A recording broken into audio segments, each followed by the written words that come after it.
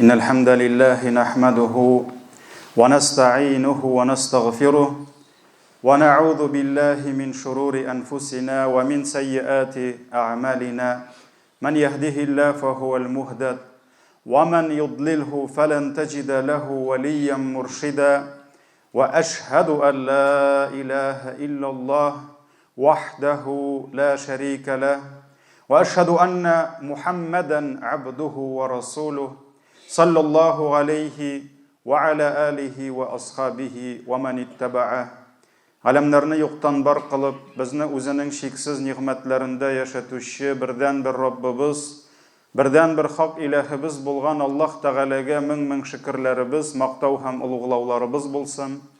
Jirlerge de, köklerge de Allah Teala'nın rahmeti bulup kelgen, bizning için en көркем, en hayırlı örnek bulgan, siyikli peygamberimizge, gaziz yolbaşçımız, kıyamet gününde Allah'ın ruhsatı ile bulaşak şefaatçimizge, Көңіл түрлерімізден шыққан ең ихласлы, ең ішкірсіз дұғаларымыз Аллах Тағаланың сәлемі һәм салаватлары болса иде. Аллах Субханаху ва Хақ Тағала Құр'ан-ы Кәримдә әйтә: «Я айюхаллазина аману тақуллаха хаққа туқатих». Әй иман китергән бәндәләр, Аллах Тағалага тиешле дәрәҗәдә тақва булыгыз, тиешле дәрәҗәдә аның әмерләрен үтәгез, аның şiklerin saklağız ve la temutunna illa ve entum muslimun hem birigiz de hakiki Müslüman bulmagan halde özünün İslam'ın tüzüklendirmegen halde Allah huzuruna kaytmasın, yani ölgençi ölüm feriştesi bilen şıraşkançı Allah Teala aytdı, İslam'ınızı düzeltip bitirigiz dedi, dininizni düzeltigiz dedi, Allah bilen bulgan arağızını düzeltigiz dedi. Büyük Rabbimizga şükür ve rahmetlerimiz, maqtav ve ulug'lawlarımız bulsun. Allah bizni yo'qdan bar etuşi, irham xatın kızlarga bölüşü, jir üstüne urnaştırıp, bütün galemni jir bulsunmu, kök bulsunmu, jir ham kök arasında nindigine dünyalar, nindigine galemler yok. Her birisinde Allah Teala bizge, biz bendelerine hizmetke tapşırdı. Allah bizning için irte bilen kıyaşını çıkara. Bizning için gün bilen tünni alıştıra. Bizning için jiller ise, hem şuşu jiller Irak jirlerden bulutlarını jiyip, tau kadar kurusun diye Allah Teala Kur'an-ı Kerim'de şul bulutlarını, hem şul bulutlarını yarıp, Allah'ın şifalı yağmurları yava. Ol şifalı yağmurlar biz sizning bilen tap yürgen, kırgan, kipken, ölgen, tufrakka tışıp ol tufrak tirile. Hem bizge nindigine jelek jemiş, nindigine yeşilşe hem başka halal rizıkların, halal baylıkların Rabbim Allah çıkara. Hayvanlar dünyası, kışlar dünyası, kışkinegine bijekler, balıklar dünyası, bütünüsü de kişilik için yaşay hem kişilik faydasına hizmet ete. Luqman surasının 20. ayetinde Rabbimiz Allah ayta: "Alam tarav." Көрмейсізмін siz dey. Bunu hatta Rusça aytasım kele, "Неужели вы не видите?" dey Allah Teala. Bu bit Allah bizge mında nindidir haber gine eriştirmey. Allah Teala'dan mında bizge tanqid kele. Allah bizge uprok bildire. Men bit sizge көз berdim dey. Men bit sizge akıl, zihin berdim dey. Gilim berdim dey. Неужели siz көрмейсіз dey? Көрмейсізмін siz dey. أن الله سخر لكم ما في السماوات وما في الأرض. Allah dey sizge bütün kökte bulgan hem bütün jirde bulgan nerselerini hizmetke tapşırdı dey. Yani bütünüsü Allah Teala sizge hizmet ittire. Неужели siz şunu көрмейсіз deyip Allah Teala bizge tanqid bildire. Agar Allah bütün galemni şuşu kişilikke boysundırıp, kişi turmuşun yaxşırtuğa, jir ham köklerini hizmet ittire iken, uylap qarağız ali Allah bergen akıl bilen. Bu yaktan Allah Teala bütünüsün bizge hizmetke tapşırdı, bizning turmuşumuz oңайлы bulsun için. Bizning turmuşumuz matur bulsun için. яшәүләре жайлы булсын өчен Аллаһ бөтенесен булдырды. Икенче яктан, ничек инде Аллаһ үзенең динен, ничек инде Аллаһ үзенең шәригать кануннарын иңдерсен безнең тормышыбызны җимерергә. Безнең тынычлыгыбызны алырга, безнең иминлегебезне бетерергә. Бу яктан Аллаһ төзи үзенең галәме белән, үзенең мәхлуклары белән, бу яктан үзенең шәригате белән җимерә булып чыгамыни. Әлбәттә, бу акылга, кешенең аңына сыя торган нәрсә түгел. Аллаһының шәригате, Аллаһының биргән, иңдергән дине тормышны җимерә алмый. Аның килгән илчеләре, пәйгамбәрләре кешелекне халак итү өчен килмәделәр. Тормышларны авырайту өчен килмәделәр. Тормышларны төзегән нәрсәне вату өчен алар килмәделәр. Аллаһының галәмнәргә рәхмәте булып килгән ахыр илчесе Мөхәммәд пәйгамбәр дә ул кешелеккә дошман булып килмәде. Хәзер мин бөтенегезне халак итәм, бөтенегезне юк итәм дип пәйгамбәребез Мөхәммәд килмәде. Аллаһының дине аның рәхмәте булып килде. Һәм Аллаһының дине кешеләрнең тормышларын саклый, тагын да яхшырта, камилләштерә. Һәм диннең максаты, шәригатьнең максаты да шунда. Әлбәттә, җәмәгать бик күпләр дин хакында гап кыралар бүген, гапләшәләр. Без күрәбез, үзәк телевидениеларда, центральный телевидениеларда бер көтү философлар җыелган, ниндидер ученый, галимнәр җыелган. Менә ул фәлән, менә ул Коръән тегән, менә ул фәлән дип Аллаһының динен бүген тәнкыйть утына тотмакчы булалар. Әлбәттә, җәмәгать бар Аллаһның хакыйкый динен аңлатучылар да, үзләре аңлаучылар да, бар дошманы булып йөрүчеләр дә. Ләкин җәмәгать кешелек тарихында диннең дошманнары күп булды. Ләкин берсе дә динне җиңә алмады. Чөнки дин ул кешелекне төзү өчен хәерле нигъмәт булып килде. Фиргауннар күпме тырыштылар. Намрудлар күпме хезмәт кылдылар. Ләкин кая алар һәм кая Аллаһның дине? Бу сорауны һәркем үзенә куярга тиеш. Кемдер җәмәгать аңа Аллаһның рәхмәте килгән. Аллаһ аның йөрәген ачып, аны менә булай итеп кулыннан тотып, яки кемнеңдер якасыннан тотып, аны үзенең йортына кунак итеп китереп утырткан, ул шушы нигъмәтне аңламый. Ул үзенең мөселман баласы, безнең әби бабайларыбыз 1000 елдан артык ислам белән, дин белән яшәп, без хак мөселманнар дип шуңа ул куана белми, ул аны аңламый, ул аңа шатланмый. Һәм үзенең динен өйрәнмий. Өйрәнергә тырышмый, китаплар укымый, гыйлем ияләренә якынаймый һәм үзенең тормыш рәвеше, әхлагы белән күп кенә вакытта дингә каршы килгән гамәлләрне кылырга да ширканмый.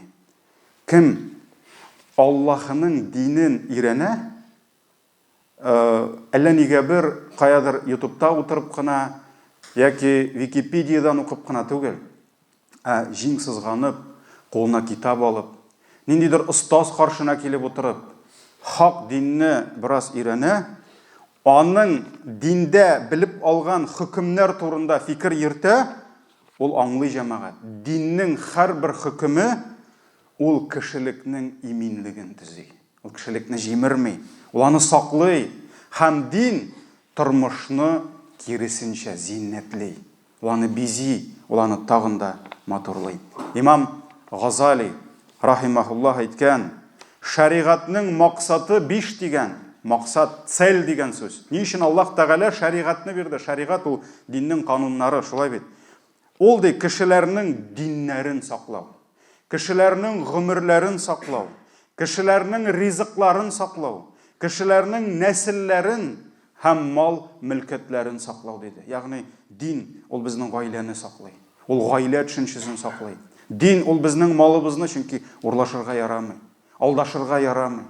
Үлчәгәндә үлчәүне үз файдаңа борырга ярамый. Ягъни менә шушы безнең тормышны зарури булган һәрбер өлкәне саклау өчен килде безнең динебез. Шуңа Имам Газали дәвам итә, тормышның шушы 5 нигезен саклаган һәр нәрсә мәслихат, файда була ди.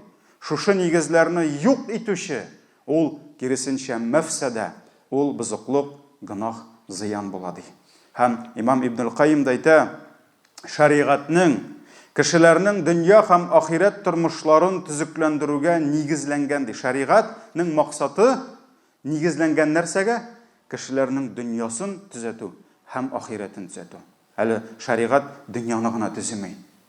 Шариғат кушканча дөньяңны төзеп, син ахиретеңне төзисең. Шулай бит? Син дөньяңны төзисең, шуның белән бергә әле син ахиретеңне төзисең. Аның һәр хөкеме хәерлелек ди. Шариғатта нинди генә хөкем булмасын, фарыз, ваҗиб, сөннәт, мубах, макрух, харам, Аллаһ Тәгалә тыйды нәрсәнедер, һәрберсендә хәерлелек бар ди. Шуңа күрә, әгәр дә кемдер әйтә икән, диндә бер нәрсә эшләп булмый, бу харам, теге харам, беренчедән ул ялгыша. Чөнки нәрсә генә дисәң дә хәләлләр күбрәк харамга карый. Ләкин Аллаһ Тәгалә бер нәрсәне харам дип куйды икән, әгәр дә кирпеч кызыл знак тора икән, анда кирегә ярамый ди, димәгәндә нәрсәдер бар. Димәгәндә кирү синең иминлегеңә файдага түгел. Анда сиңа нәрсәдер яный димәк. Шуңа күрә Аллаһ Тәгалә нәрсә кирпич куйды монда. Монда ярамый диде. Монда кирмә диде. Һәм Имам Ибн Кайим әйтте, аның һәр хөкеме хәерлелек, һәр кайсысы рәхмәт, һәр кайсысы гаделлек һәм кешеләр өчен олуг мәслихат файда. Ягъни в интересах людей. Мәслихат дигән сүз в интересах людей дип әйтте шушы галимебез. Һәм җәмәгать исламның, әлбәттә исламда фарызлар күп. Һәм ислам ул 5 багана белән генә шикләнми. Ислам дине ул 5 нигезгә утырды, урнашты, ләкин без әйтә алмыйбыз, шушы 5-не эшләсәң, калганын, мәсәлән, намазыңны укыдың, уразаңны тоттың, әти-әни хакын зурламасаң да була, идә хатыныңны, балаңны ашатмасаң да була, хатын кызга ирен тәрбияләмәсә дә була, дип әйтә алмыйбыз. Алары да фарыз. Ләкин без иң олуг булган 5 фарызны, 5 Аллаһының нигезен алсак та, җәмәгать, әгәр дә каядыр кеше тормышында ул бит инде юл гел туры гына бармый. Юлда нәрсә бар? Киселешләр бар. Перекресткалар бар. Шулай бит? Һәм ул перекресткалар төрле. Кайсы аның кольцо, кайсы эстакада, кайсы нәрсә, һәм шунда каядыр сиңа туктап, кемнедер үткәрергә кирәк, каядыр сине үткәрәләр. Менә җәмәгать тормышта да перекресткалар күп була. Әгәр дә тормыш киселешендә, перекресткында, әгәр дә конфликт килеп чыкса, яки шушы Аллаһ куйган 5 фарызның берсе, яки синең тормышың, гомерең, синең сәламәтлегең, синең мәслихәтең. Менә кешенең мәслихәте белән шариғат кануны бәрелеште. Нишләргә хәзер? Кайсысы шигенә? Кемдер кемгәдер бирегә тиеш юл. Менә син юлдан барасың, намаз белән, ураза белән, хаҗ белән барасың. Менә монда перекрестктан килеп чыкты, синең ниндидер мәслихәтең. Мәсәлән, сәламәтлегең, гомерең, гаиләң башкасы. Менә монда кем-кемгә уступать итәргә тиеш? Карагыз. Аллаһның хикмәте. Әгәр дә Аллаһның шушы фарызлары кешенең гомере белән, кешенең сәламәтлеге белән, кешенең иминлеге белән бәрелешсә, Аллаһның әмере белән Аллаһның әмере шигенә. Карагыз, Аллаһның әмере белән Аллаһның әмере туктап, шигенеп үткәреп җибәрә. Кешенең мәслихәте түгел. Бу Аллаһның тәкъдире белән тәкъдирдән качабыз диде бит Гомар. Бер вакыт Гомар ибн Хаттаб китте Сирияга. Сирияга килеп җиткәндә хәбәр килде. Анда шума таралган. Кешеләр үләләр. Ул туктап калды. Һәм белми нишләргә. Нишләргә хәзер барыгамы? Бисмилла, Аллаһу акбар, без мусламаннар тәкъдиргә иман китердек. Үлә. Әллә туктаргамы? Шуннан Гомар ибн Хаттаб әйтәләр, ул артына борылды да, ул белми нишләргә. Артына борылды да сорады: "Бу хакта, бу ишракта берәрегез Аллаһның илчесеннән берәр нәрсә ишетмәдегезме?" ди. Карагыз, халиф җитәкче туктады да, нәрсә ди? Артка борылды да, берәрегез берәр хадис Аллаһның, анда сахабалар басып тора. Кем кайда ишеткән, нинди насихат пәйгамбәребезнең? Берәрегез берәр нәрсә ишетмәдеме? Нишләргә безгә ди? Арттан берәү әйтә: "Я Гомар, мин ишеттем" ди. Нәрсә ишеттең? Пәйгамбәребез саллаллаһу алейхи ва саллям әйтте, мин ишеттем ди. Әгәр бер җирдә, бер урында шума ауруының таралуын ишетсәгез, кірмәгіз. Кірдігіз екен, шықмағыз. Чөнки сен кіргенсің екен, сен шир юққан. Қазір сен шықсаң, нешлейсің? Башқаларына ағылайсың. Карантин. Болды, бітті дей, шықмағыз дей. Шуннан Ғұмар ойлап тұрды да нешледі? Кеттік деді, қайтамыз деді. Кірмейбіз мұнда деді. Шуннан Ғұмарға айттылар, нешегенде Ғұмар, сүйін, Ғұмар, шайтан қорқа сеннен. Шумадан қорықтың мәлі. Аллахның тәқдирінен қошасың мұны деп сұрадылар. Ғұмар нәрсе дейді? Аллахның тәқдирінен Аллахның тәқдиріне қошам дейді. Хам кетті. Кірмәді. Шуның кебек, әгер де бір перекрестікта бәрілішсе, кішінің ғұмыры, кішінің сәләмәтлігі, хам шариғатның, мұнда сөз бара, 5 бағана турында, ең зорлары. Нәрсе қайсысы yol бере? Аллахның әмірі білен, Аллахның шариғат әмірі yol бере. Әйе жәмағат, бере. Аллах субханаху ва тағаланың рахметі шында. Шуңа күрә, хатта намаз оқығанда. Біз білеміз, мұсылман кішісіне намаз оқу фарыз. Намазның өз фарызлары бар. Аның бір фарызы қиям. Сен басып оқырға тиіш намазыны. Сен рукух қылырға тиіш. Фарыз өтелмесе намаз қабыл болмай. Ол, хатта білеміз, уәжип ғамәл, біздің мәзхабта уәжип қалса, мәсәлән, әттәхият ұнытылса, біз нешлейбіз? Сәждәй саху қылабыз да, шуның білән қытылабыз. Әмма ләкин фарыз қалса намаз бұзыла. Қиямсыз жоқ, рукухсыз жоқ, сәждәсіз жоқ. Әмма сенің белің бүгілмей, нешлерге? Сенің аяғың ауырта, сен басып оқи алмайсың. Пейғамбар саллаллаху алейхи ва саллям нәрсе дейді? Отырып оқысын дейді. Қарағыз, шарғи қанун нешлей? Сенің белің ауыртқанını көріп, нәрсе дейді? Отырып оқы дейді. Әкімніңдір отырып та оқырға хәлі жоқ. Нәрсе? Пейғамбар саллаллаху алейхи ва саллям ятып оқысын дейді. Бір реанимацияда оңына келді, намаз уақыты кірді. Шариғат нәрсе дейді? Тұрғызығыз мұны дейді. Өлсә өлә тұрғызығыз дейді. Оқытығыз намаз дейді. Жоқ, ятып оқысын. Тахарат алала екен, тахарат алсын. Алалмай екен, нәрсе? Шегіне. Тахарат фарыз. Тахаратсыз намаз дұрыс түгіл. Ләкин нешлей? Мұнда кішінің сәләмәтлігі, врач айта, жоқ дейді. Жоқ дейді, керек ме аны дейді бұршыры. Болды, біз бұршымайбыз аны. Аллахның шариғаты нешлей? Перекрестікта тоқтап тігін өткәріп жібәрі. Хам нәрсе? Таямым алсын дейді. Сәфәрге шықты ма? Намазларын қысқартсын дейді. Намазны қысқартабыз, 2 мәртәбе қысқартабыз. Үйләні дүрт түгіл, 2 тапқыр, 2 рикағат оқимыз. Ястүні қысқартабыз. Шулай бет. Аллах субханаху ва тағаланың әмірі нешлей? Шегіне бізге жеңілдік боларақ. Нақшылай ураза. Аллах Тағала нәрсе дейді? «Вән күнтум маридан ау аля сафарин фаиддату мин айямин ухар». Әгер де сіз ауырып кетсәгіз, яки мәшаққатлы сәфәрге шықсағыз, юл ғазабы, гүр ғазабы дейді. Нәрсе? Шегінігіз дейді. Тұтмеші тұрғыз дейді. Қайтқаш тұтып бітірісіз дейді. Шулай бейді. Күмәнлі қатын қыз, беременный, ауырлы қатын қыз. Әгер де аның ураза тұтуы аңа артық нагрузка кетірсе, яки аның баласына зиян кетірлік болса, аңа справка берілі Аллахтан. Сен освобождена. Тамам. Қой уақыт хатта шулай келіп шыға. Қатын қыз ауырлы, міне бала таба, Рамазан кірді. Нешлерге қазір? Ураза тұта алмай. Ярар тұтмады. Анасын бала тапты. Баланы емізірге керек. 2-ші елінің уразасы келіп жетті. Қоза қыла алмай. Чүнки ураза тұтса, мәселен, жай шырында сүті біті. Нешлерге? Болды, қоза қылсын? Йоқ. Хатта ғалимлар біз айта, фидия тұтағамы мискин дей. Фидиясын төлейді. Яғни, ері қатыны үшін фақирлерінің аңды хүкімде бар шариғатта. Шулай бен. Шуңа күр Аллах Тағаланың, әлхамдулилля, әмірі. Баласын тапты, 40 күн отпускаға шыға. Болды, аңа түзелерге керек. Аңа қазір аяққа басыра керек. Намазда оқымай, уразада тұтмай. Все, ол үлгөтнеці. Міне Аллахның дini, Аллахның қануны, Аллахның әмірі білән ортқа шак назад кішінің мәслихатын сақлар үшін. Әлхамдулилля. Хам мұға мисаллар бик көп.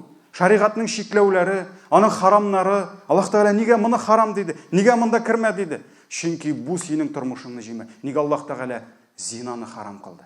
Чүнки зина ол нәсіллеріні құрыды. Ол жамғиятны жемірі. Ол ғайлә түшіншесін. Неге бүгін ғайлә яшьләр үшін не популярный? Неге бүгін яшьләр сөйләшәләр свободная любовь деп. свободные чувства, никто ни за что не отвечает. Бизнес-партнерлар кебек, вот нам нравится сегодня жить, давай поживем, а потом, ладно, миңа башка партнер таптым мен өзім, яғни ғойла жимірлі. Не үшін? Чүнки зина таралды. Кіші зинаны гынах деп білмей, харам деп білмей, Алла сақласын, Алла сақласын. Шуңа көрі Аллах Тағала, әлхамдулилля, бізге харам қыла. Әлхамдулилля харам қыла. Маң сүйінірге керек, кейінірге түгіл. Біләбіз, ұзған елні, міне бір ел өтті халге. Неде, Иркутский, қайда Иркутский шақарындамы? Новостиларда көрсетелер. 100-ге яқын кіші баярышны кіші бөлді. Атырлысыздар енді яңалықлар кім қарай. Мен жәмәғат шынсына ғажапландым. 20-30 кіші өлгеш, бүтін центральный каналлар шуны сөйлей башлады. Мінне Иркутскийда, Иркутский шақарында баярышны кішіп 20 кіші өлді дей. Екінші күнні тағын 20 кіші өлген. Үшінші күнні тағын 20 кіші өлген. Мен ойлап отырам, неужели бұлар новости қарамайын деп айтам бұл.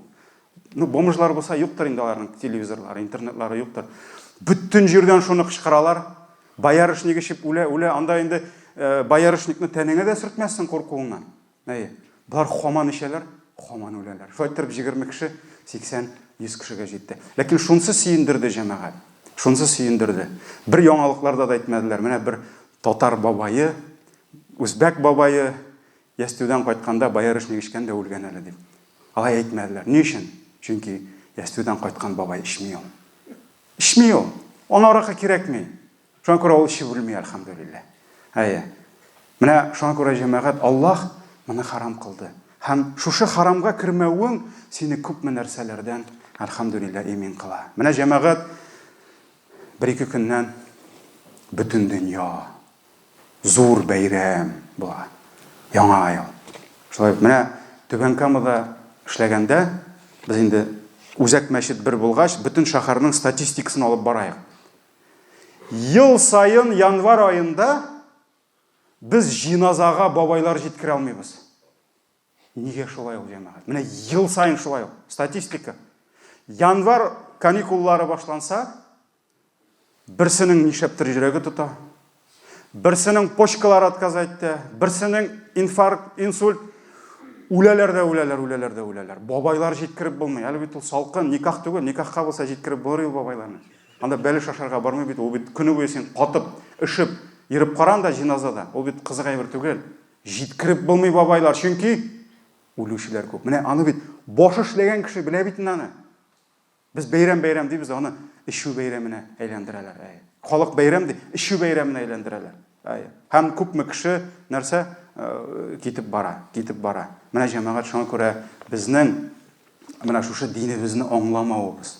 Шушы динсезлегебезнең афаты җәмәгать Аллаһ Тәгаләне онытсаң, Аллаһ нишли? Ул сиңа синең үзеңне оныттыра. Менә син Аллаһны оныткансың, бүтін телевидение кычкыра, ишмә баярышны үләсең ди. Барыбер шә. Үлсә үлә барыбер шә. Ни өчен? Чөнки ул Аллаһны оныткан. Аллаһны оныткан өчен Аллаһ аңа үзен оныттырган. Ва ла такуну каллазина насуллаха фаансахум анфусахум. Аллаһ Тәгалә әйтә, сез ди Аллаһы Тәгаләне онытучылар кебек булмагыз ди. Аллаһ аларга үзләрен оныттырды ди. Аңа плевать үзенең тормышына, үзенең сәламәтлегенә, аның шәсе килә. Ал булса да шә була. Шулай бит 90-нчы елларны хәтерлисезме? Гуталинда технический спирт булгач, гуталин ялап йөрделәр. Бишара абзыйлар, авыз кырлары кара. Гуталин ялап йөрделәр. Дихлафус ичеп күпме кеше үлде. Аңа плевать, аңа шәсе килә. Менә шуңа күрә Аллаһ нәрсә ди? Аллаһны онытучылар кебек булмагыз. Аллаһ аларга үзләрен оныттырды ди. Улаика хумул фасиқун. Һәм менә шулар бызык бәндәләр ди. Азиз кардәшләрем, Аллаһ биргән гомерләребезне саклыйк. Аллаһ биргән иманыбызны саклыйк. Шушы бүтән тормышыбызны саклаучы динебезне, намазыбызны саклыйк. Белем алыйк, сукыр булмыйк. Томана булып, бер нәрсә күрмей, бер нәрсә белмей, бер нәрсә фикерләмей яшәмик. Үзебезнең гаиләләребезне, туганнарыбызны, балаларыбызны саклыйк. Бу дөньяда да һәм инде ахирәттә Аллаһның утыннан, Аллаһның газабыннан саклыйк. Баракаллаху лана ва лакум фил Qur'анил азим ва нафa'ана бил аяти ва зикрил хаким. Иннаху хувал гафурур рахим.